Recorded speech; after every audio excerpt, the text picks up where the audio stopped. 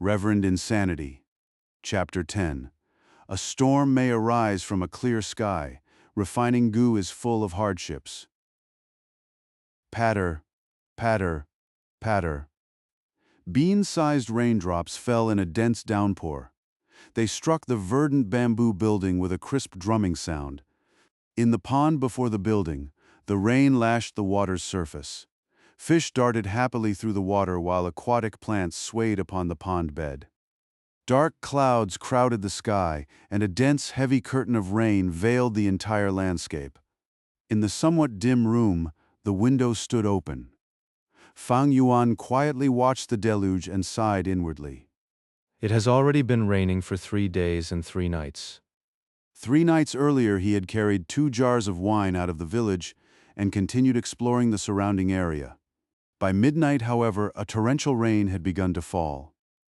Being drenched to the skin was beside the point. More importantly, the conditions made further exploration impossible. Rainwater would quickly wash away the scent of wine, while forcing himself to search through the rain would only invite suspicion. Previously, he had concealed his true purpose by pretending to be a dispirited drunkard. But one must never underestimate the intelligence of others. Usually only a fool believed everyone else to be foolish. With no other choice, Fang Yuan had been forced to abandon the search. Once the rain began, it continued without pause.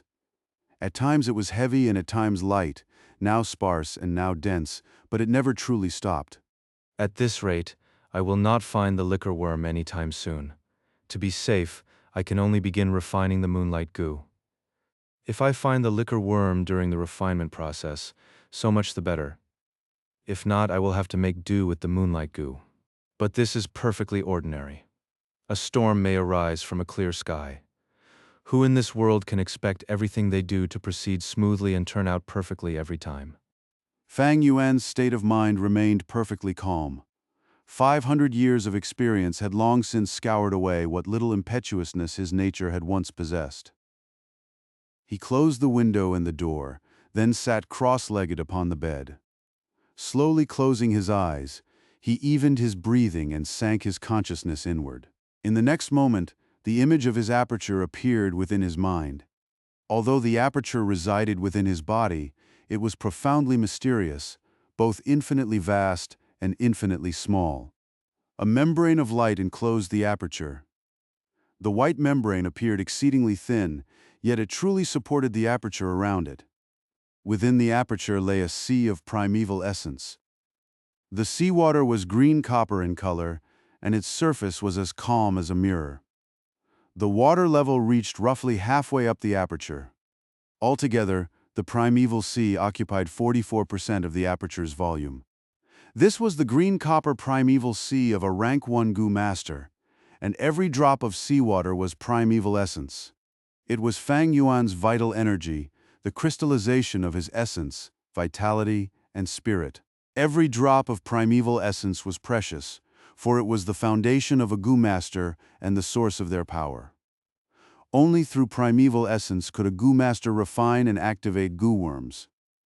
Fang Yuan withdrew his consciousness from the primeval sea and opened his eyes. He took the Moonlight Gu from within his robe. The Moonlight Gu lay quietly in his palm like a curved blue moon, small and exquisite, crystalline and translucent. At a thought from Fang Yuan, the primeval sea within his aperture began to churn. A current of primeval essence broke through the sea's surface, flowed out of his body, and poured entirely into the Moonlight Gu. The Moonlight Gu suddenly blossomed with a deep blue radiance. It trembled faintly in his palm, resisting the influx of Fang Yuan's primeval essence. Gu were the essence of heaven and earth, the secret code of the great Tao, and vessels of the world's laws. They were also living creatures, born free and unfettered, each possessing a will of its own.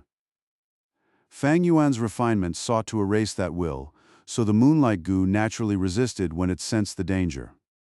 The refinement process was extraordinarily difficult. The Moonlight Gu resembled a slender crescent. As the green copper primeval essence entered it, the 2 pointed tips of the crescent were the first to turn green. From there, the green copper color began spreading towards the crescent's center. In less than 3 minutes, Fang Yuan's face had grown slightly pale. Vast quantities of primeval essence poured ceaselessly into the Moonlight Gu, and wave after wave of marrow-draining weakness assailed him. 1 minute, 2 minutes, 3 minutes, 8 minutes, 9 minutes, 10. After 10 minutes, Fang Yuan's primeval C had expended a full 10% of his aperture's capacity. Yet upon the blue crystal surface of the Moonlight Gu, the two patches of green copper color at the crescent's tips had expanded only a tiny distance towards the center. The Moonlight Gu's resistance was exceptionally tenacious. Fang Yuan had anticipated this and was not surprised. He continued pouring primeval essence into the Moonlight Gu.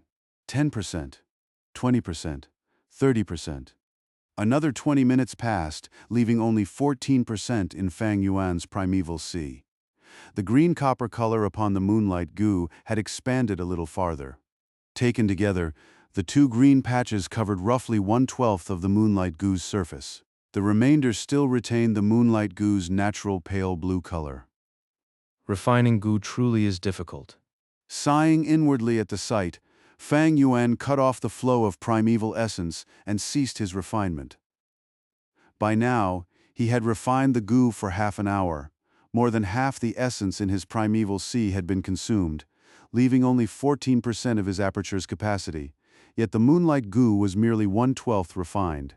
More difficult to accept was that the Moonlight Gu still radiated its deep blue glow. Although Fang Yuan had stopped refining it, the Gu had not ceased its resistance and continued expelling his green copper primeval essence. Fang Yuan could clearly sense the primeval essence within the moonlight, Gu being driven out bit by bit and dissipating outside his body. The green copper color at the crescent's two tips was also slowly receding. At this rate, the Moonlight Gu would expel all of Fang Yuan's essence in roughly 6 hours. Refining it after that would be no different from starting all over again.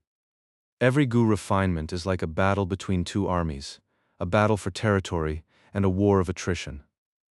I refined only 1/12 of the Gu, yet expended 30% of my aperture's capacity.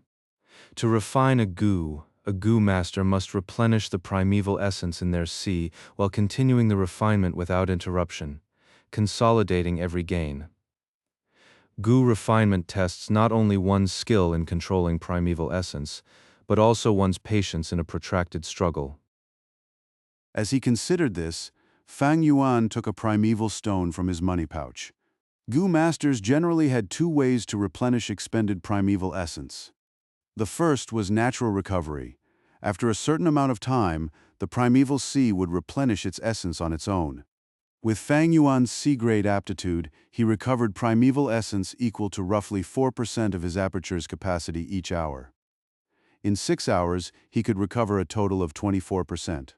The second method was to absorb the natural essence contained within primeval stones. Primeval stones were treasures of nature, condensed from natural primeval essence and available for Gu masters to absorb. Holding the primeval stone, Fang Yuan steadily drew its natural essence into the primeval C within his aperture. The stone's smooth luster gradually dimmed, while the level of Fang Yuan's primeval C rose at a rate visible to the naked eye. After roughly half an hour, the primeval C once again filled 44% of his aperture. At that point, the rising surface abruptly came to a halt. Although space remained within the aperture, Fang Yuan could store no more primeval essence. This was the limitation of his C-grade aptitude. This alone demonstrated the importance of cultivation aptitude. The higher a person's aptitude, the more primeval essence their aperture could store, and the faster that essence would recover naturally. For Fang Yuan to refine the Gu and consolidate his progress, he had no choice but to absorb primeval stones. His primeval essence recovered naturally more slowly than the Moonlight Gu could expel it. Fang Zheng, however, possessed A-grade aptitude and could replenish essence equal to 8% of his aperture's capacity every hour. In 6 hours, he could recover 48%, while the Moonlight Gu could expel only 30% over the same period. He would not even need the help of primeval stones.